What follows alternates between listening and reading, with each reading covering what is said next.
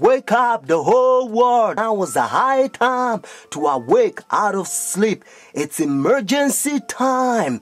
Today I'm going to show you the seed of the new world order and also the mark of the beast that they already have. All they have to do is enforcing their law. The whole thing is tied with religion. That's why Revelation chapter 13 verse 17, the Bible says no one can buy or sell. Notice. It's a great honor for me. Thank you so much. Friends, I'm going to give you a little history and then I will tell you the power behind the scene, the new world order. Constantine was the one who united the church and stayed together. Notice, during dark ages, pagan Rome, when he marched them to Tiber River, they said they was baptized. So when they came to the church, they was idol statue worshippers. So when they brought their statues in Roman Catholic Church, they start naming them Christian name, Jupiter and all this thing. They call them Peter and Rosary and all this paganism that they brought to Roman Catholic Church. And some of the Christians they don't like, so they protest against. That's why they call them Protestants or Protestant. So they set up their Jesuit order during 1500. The reason they said their Jesuit order is to destroy the Christians that they protest against their paganism. They also infiltrate the state to control the whole world because they find out that their Jesuit order is powerful.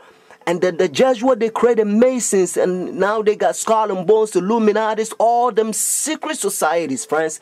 They control the whole world. And what is Obama and all them powers, they all belongs to secret societies. I love everybody. I don't have a choice if I want to go to heaven, but I got to tell you the truth because the whole thing is tied with Bible. The church and state is going to unite in the last days and they will bring the mark of the beast that the Bible says. So notice. You came from circumference I didn't I did, your old country. Yes. And it was successful. Successful, we have some decisions. It's not so easy in this policy. The Iraq War has been another foreign policy challenge, beginning with John Paul's papacy. Other foreign policy priorities for Benedict include pushing for peace in the Holy Land and decrying rising secularism in Europe.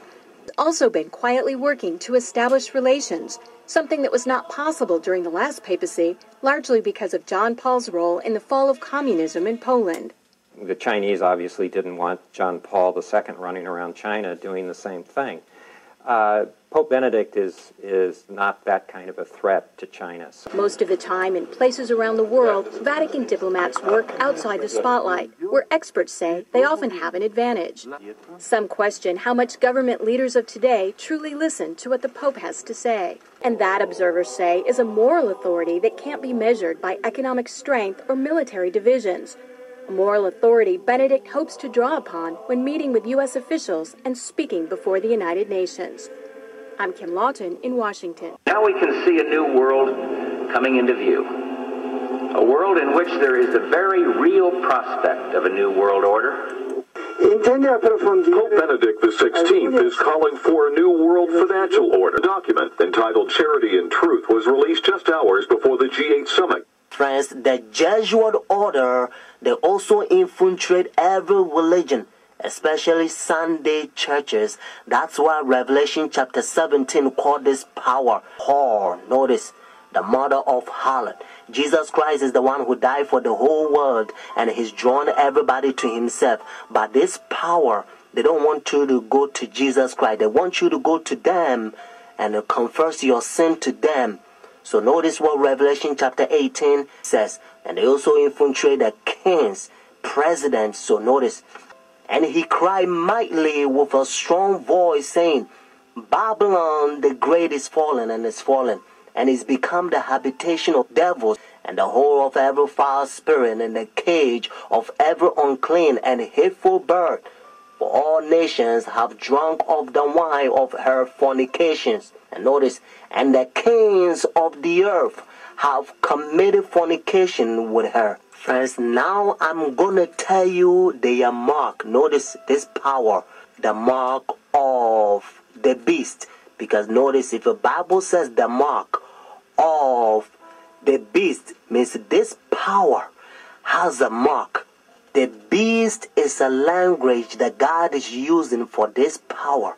And they themselves, they says in their own book, the book of Catechism, the old version, notice, they says Sunday worship is their mark of authority. The new version, they don't use the word authority, but at least, thank God, they still admit it. Even the new version of Catechism, they still says they changed the Sabbath from Saturday to Sunday. Friends, the mark of the beast is not worldly speculations that sometimes you hear. Some people says, well, it's computer chip, but unfortunately you don't find in the Bible. And some people says, it's 666. But according to Revelation 13 verse 18, actually 666 help you to find the beast. What I mean is to identify the beast. But the Bible says the mark. The reason why I repeat and I kind of stretch it because I don't want you to miss it.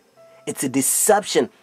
Notice the mark of the beast. It's clear. It means the power, the beast has a mark to change the Sabbath from Saturday to Sunday. But unfortunately, Sunday churches, they adopt sun worship day for so many years. They don't want to get rid of it.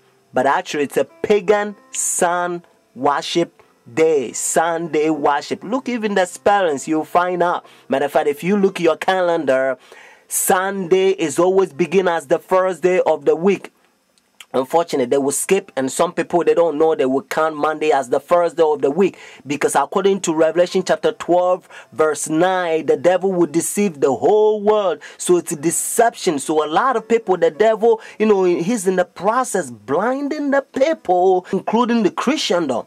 Friends, if you go to church Sunday, notice the first day church, now you don't have the mark of the beast according to Revelation 14 and 13 unless the law is enforced. That's why now you hear different country, they try to forcing the people to not sell or do anything on Sunday because they try to enforce the law in any country. But according to Bible, notice United States is the one who's going to cause the whole world to worship the beast. Their sun worship day means Sunday worship according to Revelation 13. So whenever United States enforce the law, then every country also going to enforce because they control the whole world. Every president, they on the Roman Catholic Church. Friends, Saturday is always the Sabbath, the seventh day of the week. Notice, and again, it's always Saturday. And that's why the Bible says the seventh day is the Sabbath. Jewish nation, even though I'm not Jewish, they still prove it. They still keep the Sabbath Saturday. And also encyclopedia, you will find it even different language. If you speak Spanish, Sábado means Saturday. You can also find in the Bible, according to Genesis chapter 2, verse 2 to 3, you're going to find out that God created heaven and the earth 6 days, and the seventh day he rested, and that seventh day it's Saturday. And then Jesus Christ, remember, when Adam and Eve, they sinned, Jesus Christ came to redeem our soul, and he finished his work 6 days, Friday afternoon. Remember, that's why they call it Easter Friday or Good Friday. It says it is finished Friday, and then he rested Saturday, just like he rested Genesis chapter 2, verses 1 to 3. And Sunday, the early day in the morning, you will find in the book of Luke chapter 24, verses 1 to 3. You will also find in Luke chapter 23, verses 50 to 56. The seventh day is always Saturday until Constantine 321. He changed it from Saturday to his own pagan sun creation worship day. The devil behind the scene. You are about to see the power God is going to fill us with his outpouring, just like he did it for the first century, the apostle church. And then we're going to go forward and preach the loud cry, the third angel's message. We're going to protest against their pagan sun worship day.